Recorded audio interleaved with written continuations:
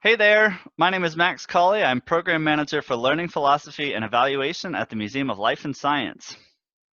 I'm Amy Sayle. I'm an educator at Morehead Planetarium and Science Center at UNC Chapel Hill.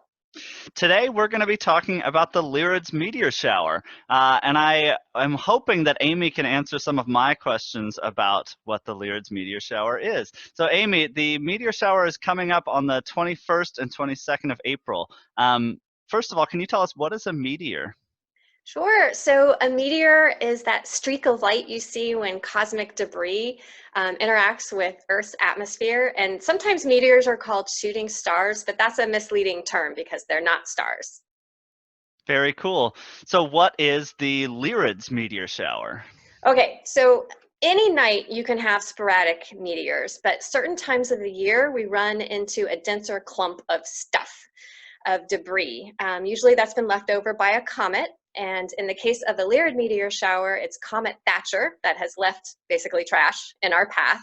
And then those particles from that comet slam into our atmosphere at thousands of miles an hour and create those streaks of light. And the Lyrid meteor shower happens about the same time every year because of where we are in our orbit around the sun. And it's basically the latter part of April, but it has a fairly short peak, and it's predicted to be the night of April 21st, and especially the pre-dawn hours of Wednesday, April 22nd. Very cool. What can I expect to see?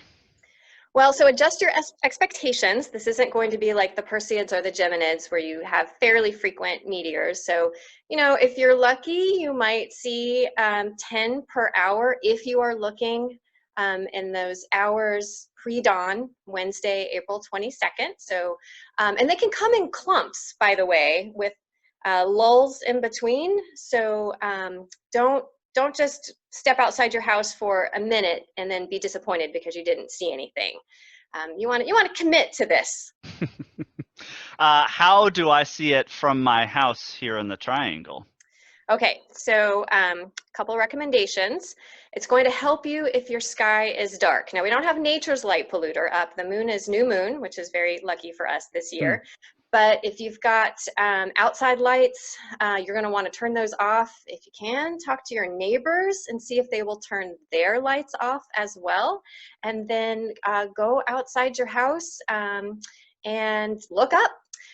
They're called the Lyrids because they appear to originate from a part of the sky that's near the constellation Lyra, but you do not need to know how to identify any particular stars or constellations to see the meteors. They can appear anywhere in the sky, especially if you're looking in those pre-dawn hours of Wednesday the 22nd. So just look up and be patient, let your eyes adjust to the dark, and I would recommend taking a blanket or a sleeping bag, reclining chair, maybe a hot drink, and have a good time.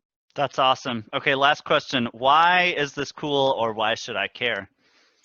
Well, it's a good reminder of our cosmic connection that you live on a planet that is cruising around the sun at thousands of miles an hour, and every once in a while, cosmic dust basically interacts with our atmosphere. That's pretty cool. Also, if you are willing to go out at probably the best possible hour, now this is all assuming clear skies, by the way. If you're willing to go out between 4 and 5 in the morning on Wednesday the 22nd, that last dark hour before dawn, you get another treat, which is 3 planets in the early morning sky: Mars, Jupiter, and Saturn. The universe awaits you. That's awesome. Okay, I am really looking forward to it. Amy, thanks so much for answering my questions. Anything else you want to add?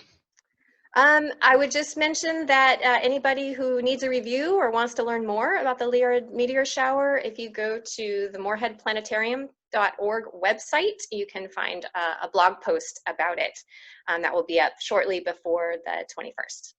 Very cool. Best of luck to everybody watching the Lyrids Meteor Shower from home, and that occurs on the 21st and 22nd of April. Thanks so much for watching, everybody.